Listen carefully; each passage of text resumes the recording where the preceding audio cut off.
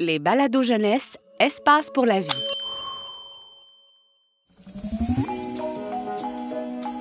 Vous écoutez Radio Plante, la radio par et pour les plantes. Un balado du Jardin botanique de Montréal.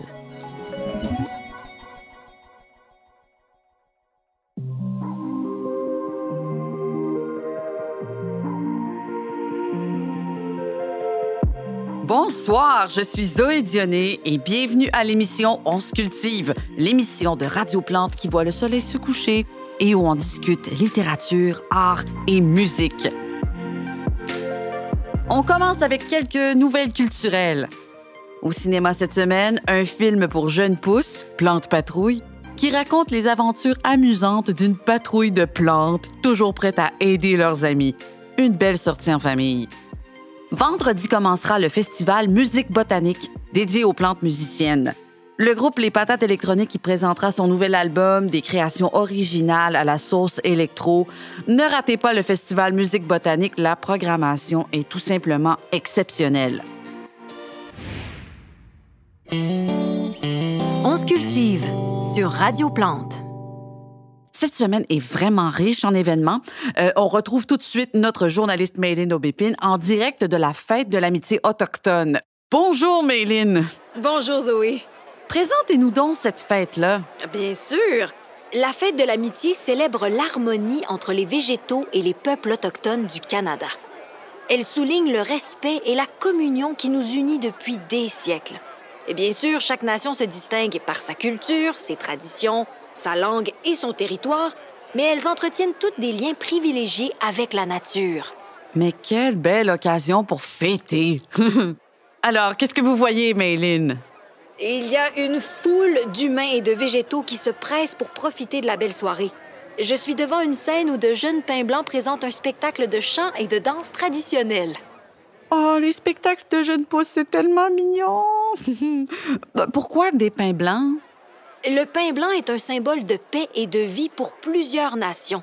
Il est tellement haut qu'il sert de point de repère aux humains en forêt. Formidable.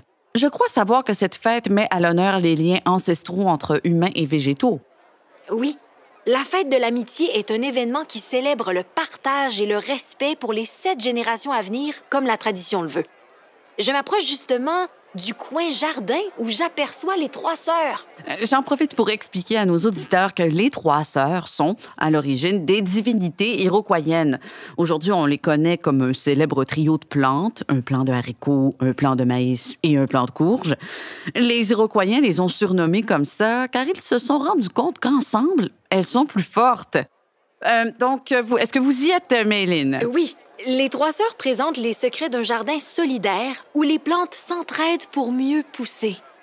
Le maïs se tient bien droit pour protéger les courges du vent et du soleil avec ses grandes feuilles, et les courges protègent le sol et gardent la terre humide.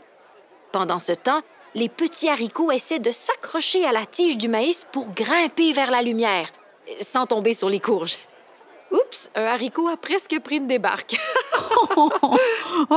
Mais c'est vraiment bien fait, hein? Les 3 sœurs poussent ainsi ensemble en s'aidant les unes les autres. Alors, Mayline, est-ce qu'il y a d'autres réjouissances au programme? Oh oui! On trouve des espaces dédiés aux contes et à la tradition orale ou encore à la médecine traditionnelle avec les plantes.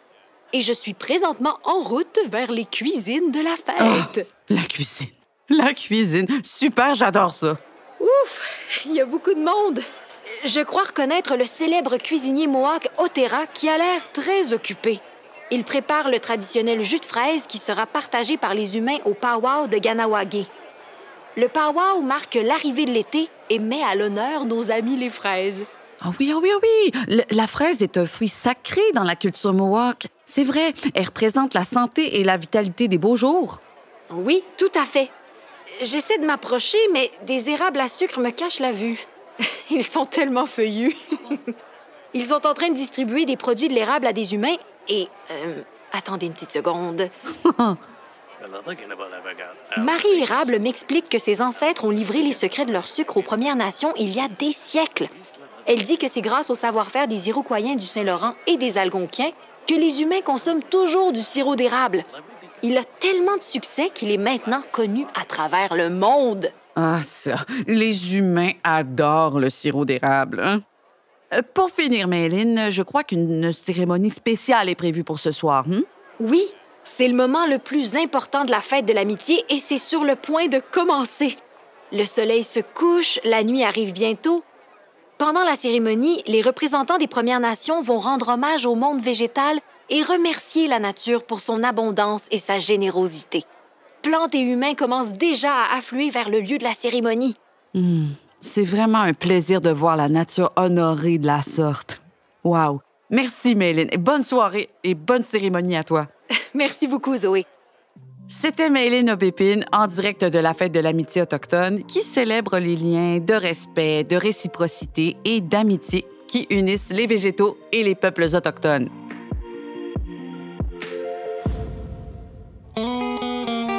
On se cultive sur Radio Plante.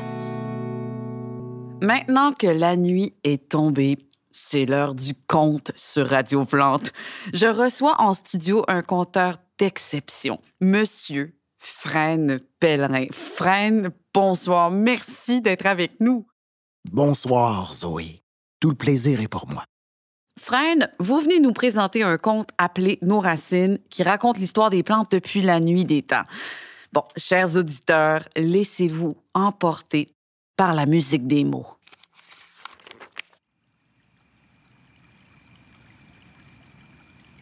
C'était un soir d'été à Montréal.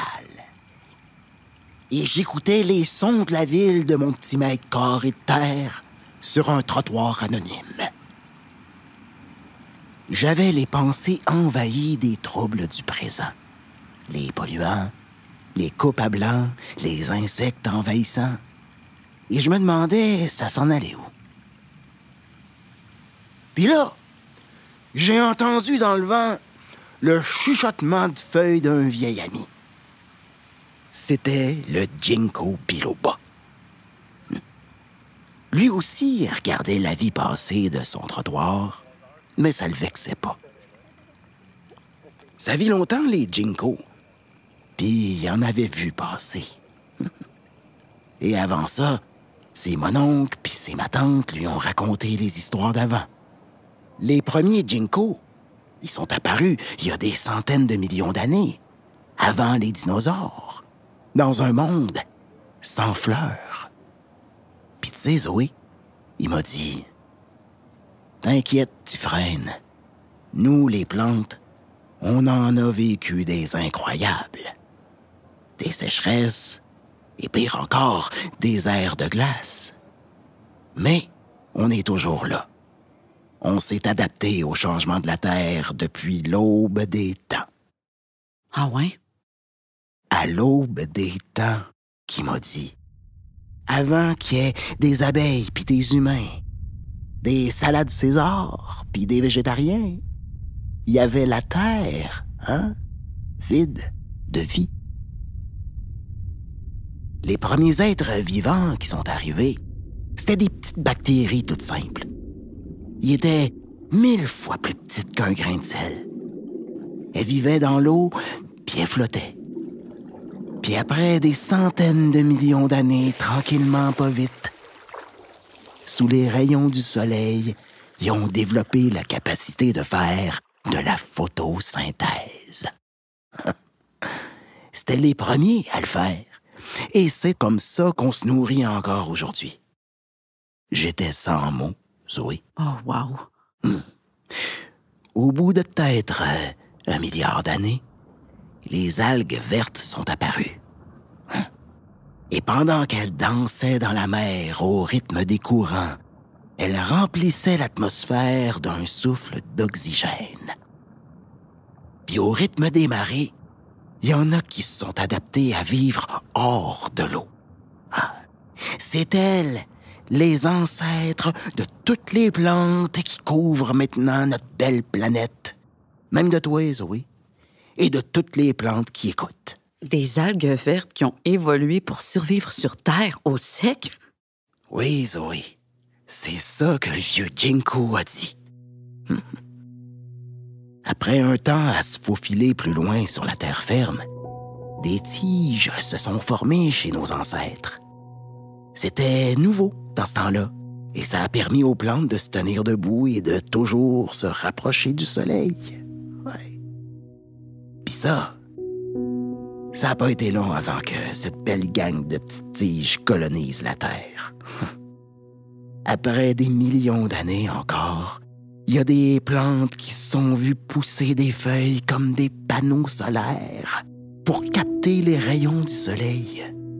Des tiges, des feuilles, hey, de la grosse technologie. Tout un changement. Et encore des millions d'années, des millions et des millions d'années, et il y a des plantes qui commencent à faire du bois.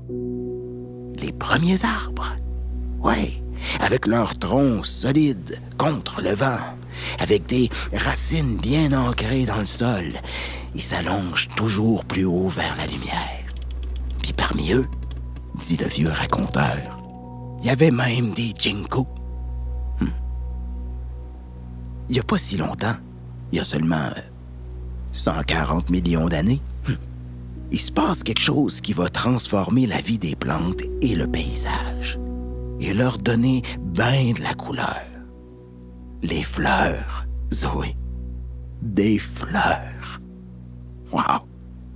Une des dernières grandes inventions des végétaux. Ouais, on dit que les insectes capotaient tellement c'était beau. Les fleurs ont révolutionné notre façon de faire des petits bébés plantes et d'agrandir la famille partout dans le monde. Une fleur, ça fait une graine, puis la graine qui apparaît est protégée dans un fruit. Hein? Puis aujourd'hui, la plupart des végétaux de la planète font des fleurs, même les arbres. Faut croire que ça marche. Certain. Et le ginkgo m'a dit, dans ma famille, on le sait bien, toutes les plantes de cette histoire sont importantes. Ils en ont traversé des aventures pour en arriver à notre beau monde aujourd'hui, plein de nous autres. Et nous, les ginkgos, on est chanceux d'être toujours là, jusque dans les rues de Montréal. Le vieux ginkgo a fini son histoire en me disant « Tu sais, Frêne, la vie peut être pleine de changements des fois. Ce qu'il faut se rappeler de nos ancêtres, c'est que la vie, elle évolue. Elle s'adapte. Elle se transforme. Et les futures générations, nos descendants, continueront à faire de même. » Oh, bravo, Frank, bravo. Oh, t'es vraiment formidable. Merci bien. Ben voilà, auditeurs et auditrices, des milliards d'années d'évolution et des inventions incroyables. Et aujourd'hui, tant de diversité et autour de nous, toute la beauté du monde. De quoi nourrir votre imagination à la maison. D'ailleurs, notre émission touche à sa fin. Bonne nuit et beaux rêves. Je suis Zoé Dionné. On se retrouve la semaine prochaine. Vous écoutiez On se cultive sur Radio Plante, la radio par et pour les plantes.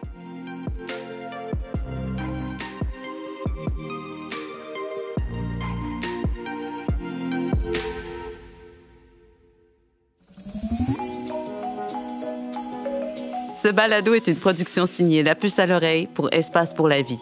Un texte de Lucille Aumonier et Martin Payette, avec les voix de Véronique Pascal, Philippe Racine et Noémie Leduc-Vaudry. Une co-réalisation de La Puce à l'oreille et des studios Bakery. Espace pour la vie est un service de la Ville de Montréal et le plus important complexe en sciences de la nature au Canada. Pour retrouver tous nos balados, rendez-vous sur espacepourlavie.ca.